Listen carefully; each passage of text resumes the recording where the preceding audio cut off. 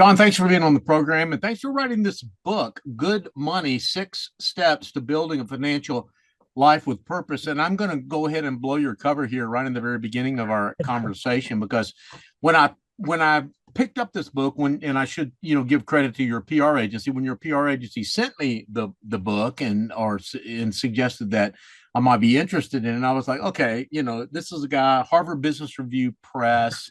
This is not a Christian book. I am not gonna, probably be interested in this, but your PR agency had been good to me in the past, so I thought I'd take a serious look. And I mean, wow, most of the examples that you use, not all, but most, are Christian entrepreneurs. The principles are biblical principles, just without the Bible verses next to them, published by Harvard Business Review Press.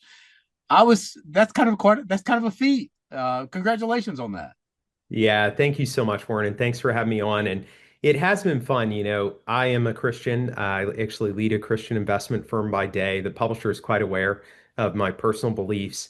And my philosophy has always been I am a Christian because I believe it's true and that the principles that were taught in the Bible are true and ultimately good for human flourishing. And so the way that I approach writing is that all of the best research is naturally going to lead to the same conclusions. And so I find it actually pretty easy. I feel like I have a cheat code for writing for a mainstream audience because I kind of know what human flourishing looks like, or at least I have a guide to that, even if I know it imperfectly. And I know that the best research, the best counsel, the best stories on that topic are going to lead to the same place. And so I view it as this great opportunity to speak to a broad audience in the way that that audience can accept, but also to be able to communicate some of the truths that I believe are true because of my faith. Well, you've mentioned a phrase already, human flourishing, that I want to get you to unpack for us just a little bit. My first question was going to be, since the name of your book was Good Money, what is good money and what is bad money? But since you've introduced this idea of human flourishing, I'd like to maybe start there, John. How do you define human flourishing? Because I think that concept is so central to your book that it might help us understand the good money versus bad money idea. Yeah, human flourishing can be one of those concepts that's a bit tough to pin down perfectly. It's an old concept. The ancient Greeks referred to it as eudaimonia. The new work out of the Harvard Program on Human Flourishing, Tyler Vanderweel defines it as a state in which all aspects of a person's life are good. But the shorthand for it would be the good life, living fully and holistically human, not just happy, but in a way that exploits what's most meaningful and purposeful about human existence itself. And in that respect, I would define good money as money targeted towards improving or leading to the good life, and bad money as the type of money or habits aligned around money that impede the good life, that actually take us away from the truth about what it means to live as fully and deeply human and stand in the way of that, which I think the scripture reinforces quite extensively. So, one of the things that you do to help unpack these ideas of human flourishing and good money and bad money is you kind of turn definitions of success on their head just a little bit. And I want to talk a little bit more about that in a minute, especially some of the mindsets and habits that people who are happy and that are leading lives that are flourishing but can you talk a little about your own personal experience? What got you to the point in your life where these ideas became really important to you? Yeah, gosh, that's a great question. I was privileged to grow up in a Christian household. When I was younger, we didn't have a lot of money. I say it in the book. My dad was a rodeo cowboy when I was born. We lived in a trailer park. I've been very fortunate now to experience a wide array of life and of financial outcomes and of different types of people. But my whole life, I've really been oriented towards how do I live a life that's good, right? The Christian scriptures would teach us that we need to model our lives after Jesus. That's a great headline, but it doesn't tell you exactly how to live your day-to-day life as a plumber or a bus driver, or an investment banker, or a consultant.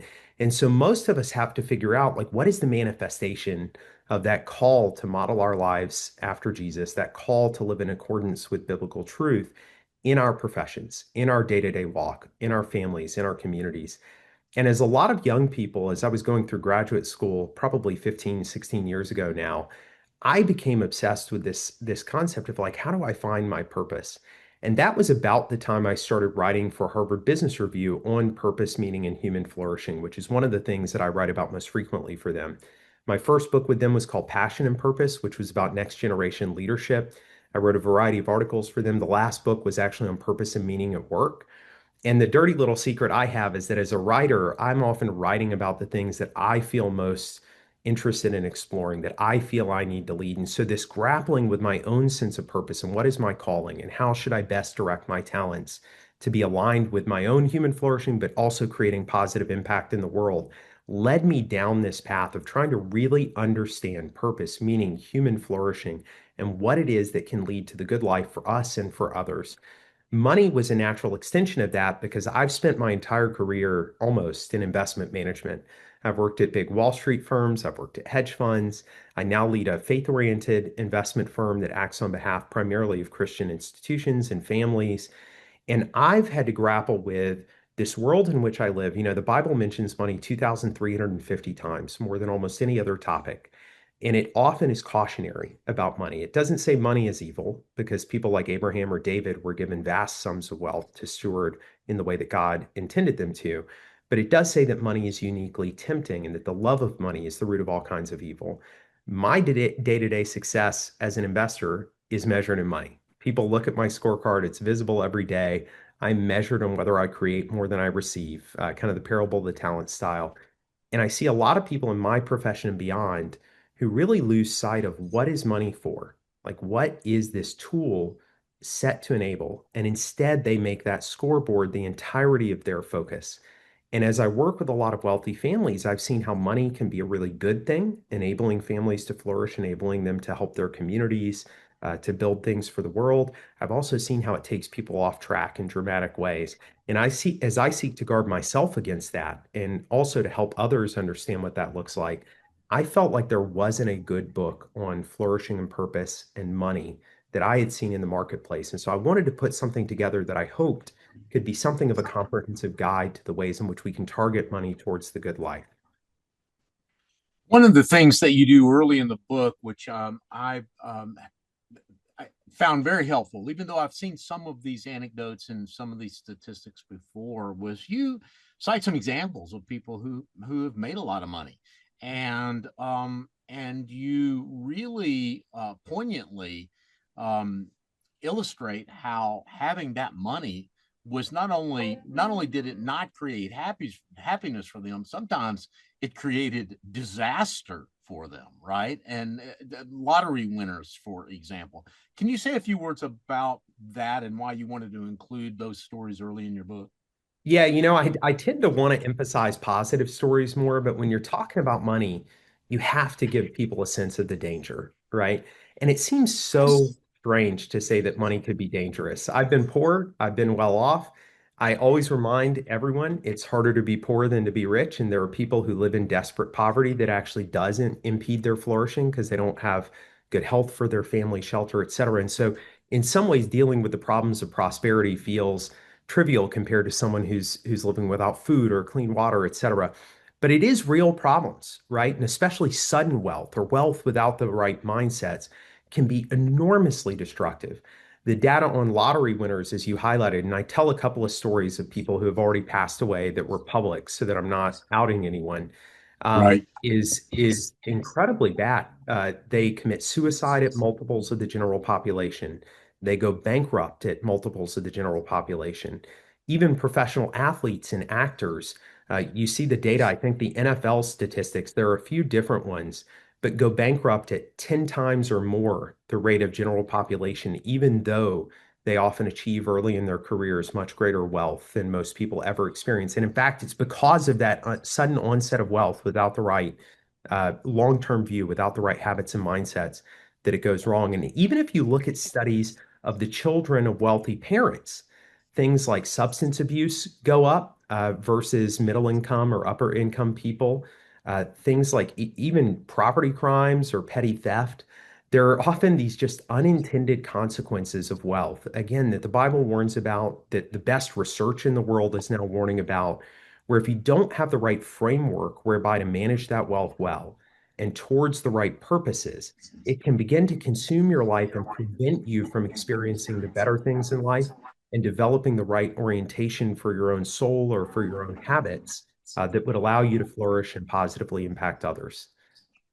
One of the folks who has positively impacted others, who has figured out a way to deal with his wealth, is one of those positive stories that you mentioned in your book. And that's the story of Casey Crawford. That story resonated with me because I live in Charlotte, which is, Oh, where yeah. movement mortgage, where a lot of, I spend time over at one of the facilities that he has helped fund here in Charlotte, the Movement Center, and one of my friends is the executive director there. And but talk for those that don't live in Charlotte and don't know who Totally. Casey is. You write about his story in the book. Can you tell that story briefly here for our listeners?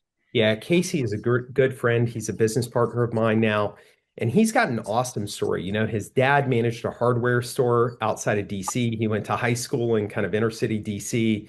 He grew up this phenomenal athlete. He's a really smart guy, but he also turned out to be 6'6", 250 or 60 pounds. He got drafted into the Major League Baseball. He ended up playing football at the University of Virginia as a tight end and then going to the NFL. And he's just this hyper competitive, but deeply good person with a deep spiritual anchoring. He grew up in a Christian home. He's embraced those values fully. And as he got this sudden onslaught of wealth, I mean, he jokes that even though he never was a standout tight end in the NFL, he played for a while. He was on a Super Bowl team, actually, but he was never a huge tight end in the Travis Kelce, Rob Gronkowski kind of way. But even those initial checks his rookie year were multiples of what his dad had ever made in income. And so he immediately saw that at the intersection of this new wealth and his competitive personality, that wealth was the type of thing that could begin to dominate him, right? That he could begin to view that like he viewed a football scoreboard and chase it and lose sight of why he was chasing it. And so he got some wise counsel early on working with a wealth advisor at a place called Blue Trust about setting a financial finish line, which was this idea of defining ahead of time what is the lifestyle my family and I need to be happy? What's that net worth target to enable that? And after that, maybe I keep competing, I keep building great businesses, which he has, but I give the rest of it away. I dedicate it to my nonprofit foundations. He builds charter schools, churches, and hope centers around the world. And he started this company, Movement Mortgage, which was his first business during the great financial crisis, wanting to find a different way to construct a financial ecosystem that was better than the one he saw collapsing around him. He met his net worth target in like 2 or 3 years. He jokes he retired from personal earnings a couple of years into his career. And now what he does is he dedicates all of the additional profit beyond a small salary, which he takes to schools, to churches, to hope centers, to the foundation. And what it's done for him is it's freed his attachment to money. He can be competitive in the right way, in that he wants to build flourishing companies that help people, that spin off profit. He's a good business person, but he's earning now not for himself, but for the kids in his charter schools, for the people that go to his hope centers, for the benefit of others. And in a way that's channeled all of this competitive energy, which we know can be good or bad in a person's life, in a good way, because now he's competing not for his own luxuries or comforts, but in order to create an incredible positive spiritual impact on the world. And as a result, his career, his companies have flourished. Movement's incredible. He owns a wealth advisor called Blue Trust now, a variety of other businesses. And it's just an awesome example of a person who is incredibly wealthy. He owns incredibly successful businesses, but it's not all about him, right? And in fact, he's able to spend his time and energy focusing on making those successful for the people who work in them, for their clients, and ultimately for the people those profits will help. Well, that's an amazing story, and for our listeners, and maybe for you too, John. At Ministry Watch, about once a month, we feature a story. We call it Generous Living, where we will feature a story of a couple or a family that has done exactly what you suggest. They've set a finish line, Mhm. and we've told stories, for example, of people that said anything that we make over $125,000 a year we're going to give away. And these are people that have earning potential, and not only earning potential, but they actually make in the millions of dollars a year, but they live on $125,000 a year. Now, $125,000 is not slave wages. It's not poverty, but it is nowhere near their Right. capacity for earning. And it's so I mentioned this, and forgive me for kind of going down this side trip, John, but it's not just Casey. I mean, there's a movement of this sort of thing happening right now, and it's really, I mean, from where I sit, it's kind of humbling and challenging in a lot of ways to hear these stories, isn't it? Yeah, for sure. And I'm privileged to work now because of the nature of our firm around a lot of people who have made those decisions who are even more radically generous than I am, which is a constant, and not that I'm anything special, but they're radically generous. So guys like Alan Barnhart, who I'm not sure if you've interviewed, but You bet. Barnhart. Yeah, we've actually featured the Barnharts as part of that generous living series. Yep. Well, and they've inspired a lot of people like Casey, like Henry Kaser, and another one of my partners who's made the same decision. And what's striking to me is I have worked, especially in my Wall Street career, around a lot of very, very wealthy people. And I am constantly surprised how unhappy so many of them are and how broken Mm. the families are. And it's not that the families of the people we're mentioning are perfect or that they never encounter problems.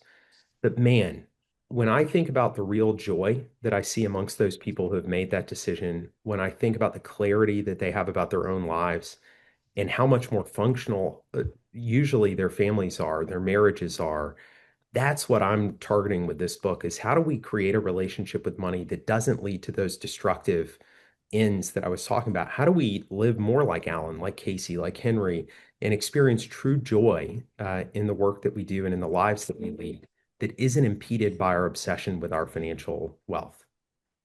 Well, that's a good word. And John, we can't dig into your book completely, but there are two or three concepts that I did want you to maybe unpack a little bit in the few minutes that we have left. And one, you mentioned purpose a couple of times, and that your first book was about purpose. And you've also, mentioned that working with purpose is not just limited to people in the clergy or maybe people that are well-known entrepreneurs or whatever, that plumbers and construction workers, anyone can work with purpose. You devote a chapter to this idea of earning with purpose. And we can't unpack every idea in the book or even every idea in the chapter, but could you say more about that idea? Because that idea deeply resonated with me. Yeah, absolutely. I think one of the most disturbing trends in the world right now is how little purpose most people feel at work.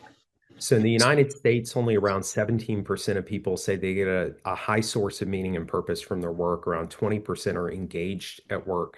And that's catastrophic for me because that's where people are spending 30, 40, 50, 60 hours a week of their lives, the plurality of their lives, more than with their families or their religious institutions. And to think that they're not getting purpose or meaning from that work, that is a hurdle to them living the types of lives they want to lead. I think there's no success without significance, that you can be as financially successful as you want, but if that isn't endowed with purpose and meaning, if you're not on a mission, that you're not living as fully as you could. I also believe that purpose is more built than found, that almost any job can be meaningful. One of the guys I interviewed for my last book, just as a story, was a bus driver in Dallas named Curtis Jenkins, one of the coolest guys I've ever gotten a chance to talk to. And Curtis, bus driver is not something most of us think of as a particularly meaningful job. It's a hard job. Kids can be unruly, it can be a little boring. Most bus drivers think of it as picking people up at point A, dropping them at point B. Curtis instead thought of himself as a caretaker for the kids on his bus. He said, I'm the first adult they see when they leave their home and the last adult they see when they go home. And I don't know what their home environment is like, but I know for 30 minutes a day on each side of the day, I can make their lives better. And he celebrated the kids. He gave them fake jobs like secretary or president or security guard. He would announce their birthdays. He'd celebrate when they wrote books. And the impact on these kids was phenomenal. And so he had made this job, which could be viewed as mundane, incredibly purposeful. He impacted the lives of hundreds or thousands of young people. in memorable ways. And that's what I want for everyone. And so I lay out in this Earning with Purpose chapter a brief framework for how I think we can each seek to craft more purpose into our work, almost no matter what profession you're in, so that we get that sense of purpose and meaning from it every day. Yeah, by the way, that chart, I'm toward the end of my career. I'm hoping that this is my last job, and then I'm not gonna use that chart to help me make a career decision in the future. But man, oh man, John, what a powerful document that is. I don't want to turn this podcast episode into a like a sales pitch, but you need to get that book, friends that are listening, just for that one page in that book alone. So since I've brought it up, and again, I don't mean to go down a rabbit hole, but how did you come up with that page? You came up with that page, if I'm remembering from the book, from reading the book now, because it's been a week or 10 days since I read it. That was a process you went through yourself when you were trying to make a career decision. Is that accurate? Oh, you mean the chart where I define the characteristics of a career? Yeah. Yeah. That Yeah. was actually as I was making the switch to my current firm, Sovereign's Capital, because I had left a big Wall Street firm. We were managing almost $1.5 trillion in assets. Wow. And I got convicted at that stage, like, I really want this next phase of my career to be as meaningful as possible. And it was a little scary because I left a job without having a job. I promised myself I wouldn't rush in. And I went through with my wife what I called a brutally honest framework for like what I wanted out of work. And that's money, it's prestige, it's power, it's meaning, it's purpose, it's entrepreneurship, it's agency, the things that matter to me. I had my wife check me on that and a couple of friends to make sure I was focused on the right things and that I was being truthful. But it helped me to anchor my decision in the easiest thing is to look at your job offer's paycheck or to see the title and how prestigious it is. I quickly realized those were not the primary things I wanted to spend my life doing, that was not the real thing that was going to make me happy. And that grid, because I'm a nerd, I laid it out in Excel and I, had a little equation about it. It really helped me make better decisions because I was able to Yeah. say no to things that would have been financially incredibly lucrative, but would have led me down the wrong path, would have disrupted my family, would have not reinforced my own values and made me grow as a Christian and as a person.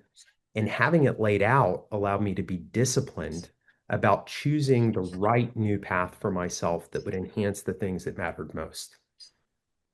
John, we're going to have to land this plane here in just a minute, but I've got a couple of more ideas that I really would like to explore with you. And I'm just going to go ahead and say this right out loud so that you can kind of have the context, and our listeners can as well.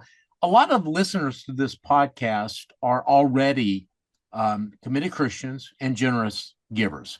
That's why they come to a ministry like MinistryWatch. They're already generous. They just want to know how to be more effective, how to be more faithful, how to be more thoughtful and diligent in their giving. And they're a little older, so they're not probably dealing with questions like, what's my career going to look like. They sort of been there, done that. They're on the back end of that, but they do have other questions like, how can I finish well? What is the purpose of retirement now that I'm maybe through a season of working? What does the rest of my life look like? You mentioned going from success to significance, which is, of course, is borrowed from Bob Buford and the halftime notions. I think those are really relevant questions for a lot of our listeners today that are kind of in that stage in life. What advice would you share with them? Yeah, absolutely. So first, I want to reinforce to your givers or to your listeners that generosity is such an unlock for human flourishing for you and for others. And the research out of the mainstream world, leave aside scripture because Jesus obviously tells us to do it for the benefit of others. All of the research is showing it's one of the 2 or 3 most important things you can do to improve your own flourishing as an individual, to improve your marriage relationship, to improve your friendships, in addition to obviously providing impact for others. And so I want to reinforce that for your listeners and tell you you're doing the right thing, and the mainstream research is catching up to what you were convicted about in scripture. And that even if you were just selfish, this is actually the way that you should live because it unlocks something in humans that's important. That chapter, I give some advice on how to give generously, to really give more percentage giving, doing things you're passionate about. Some of your listeners may be beyond that. The second half of the chapter, I spend some time thinking about giving well, which is if I'm going to send this money out, too many people don't think deeply about the causes they're giving to and whether their generosity is actually having the impact on the world that they hope. They don't hold their nonprofits quite as accountable.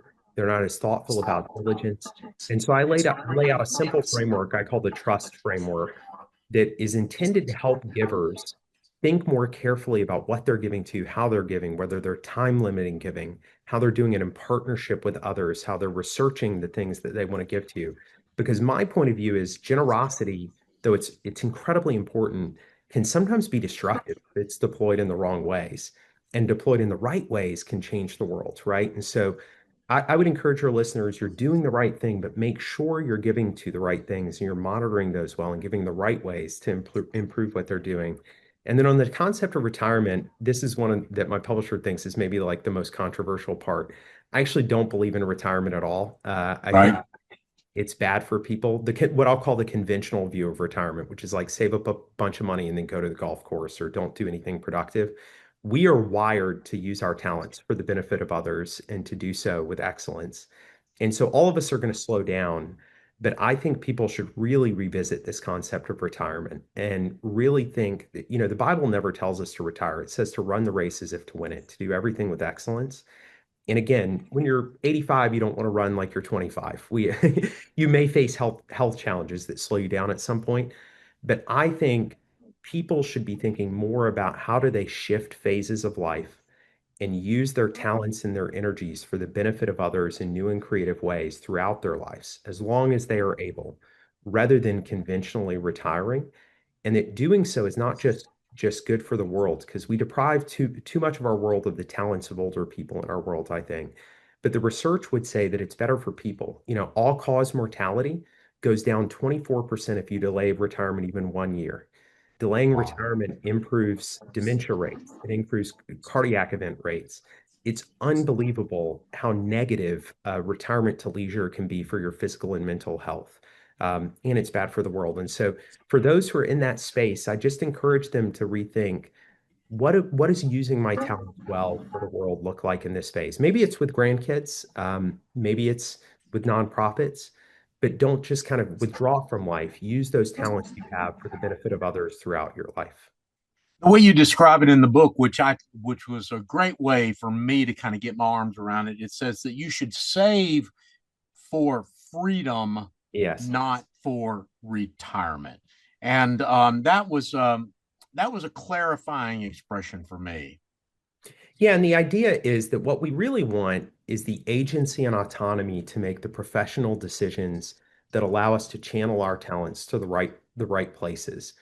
Saving a fortress balance sheet, getting enough in our bank account where we're free to work for free, work for less, do the things we're passionate about is a no-brainer in my mind, and we should all be prudent financial stewards to enable that. And once you reach that, which is often even more in reach than full retirement because you may have some additional income coming in, so you may be able to do it earlier, you just liberate yourself to have as much purpose and impact as you can through the rest of your life. John, I've already said a couple of times, in fact, that we're not going to be able to cover everything that's in that book. And I'm not smart enough, maybe even to ask you the most important aspects of a book that I found to be extraordinarily rich and nourishing and had things for me. And I read a lot of books like this. I mean, just for the record, I read a lot of books like this, money books and stewardship books and so on and purpose books from and I found new stuff on every page in your book. So let me just ask you this question in closing. Is there some idea that we talked about in the last half hour or so that you want to make sure doesn't get lost in all of the other things that we talked about? Or is there some idea that we didn't talk about that you want to make sure we don't miss about your book, Good Money? The brief one that I would bring up is the one I learned the most from in writing the book, which was how to apprentice my kids with money. I think one of the biggest things parents are concerned about, first, we're concerned with giving our kids a good financial future, which is the right thing to do. Once you've achieved that, you get worried about am I hurting my kids with money? Am I preparing them for the real world with the right values? And yet, most of us really don't take the time to teach our kids the right values behind money and to apprentice them, to actually bring them alongside of us while they're still at home, to live good money principles well. And so I think it's worth every parent or grandparent really reflecting on how to bring your kids or grandkids into the conversations about money early. Like our 5-year-old is already having some of those with us. Our 12-year-old has slightly more advanced conversations with us, but our 5-year-old. And so I laid out a whole chapter about how do we incorporate all of these principles that we're trying to internalize and turn those to our families. Because we all want our kids not just to be rich. No, anybody who's achieved that knows that's not the goal. We want our kids to be Christian. We want them to be settled. We want them to have a good life. We want them to have great relationships. We want them to be fulfilled. If we don't instill the right values while they're in the house, we've lost a huge opportunity and we've subjected them to the perils that sometimes this financial future can bring. So I would encourage our listeners, particularly those who are parents or grandparents, to think deeply about what you're doing with the kids who are still living at home right now or those recently out of the home, to equip them not just to invest well or to save, but how to use money well and how to have the right mindsets around it, because that's going to unleash the future you actually want for them more going forward. John, what a great word to end on. And you mentioned mindsets. There's a whole chapter on mindsets that we didn't even get to. So, again, get the book, read the book. I'm going to share with you in just a minute or two how you can do so. But until then, John Coleman, author of the book Good Money, 6 Steps to Building a Financial Life with Purpose. Thanks so much for being on the program today. I appreciate the book and found it extraordinarily helpful and nourishing for me. Thank you, Warren. I'm so grateful.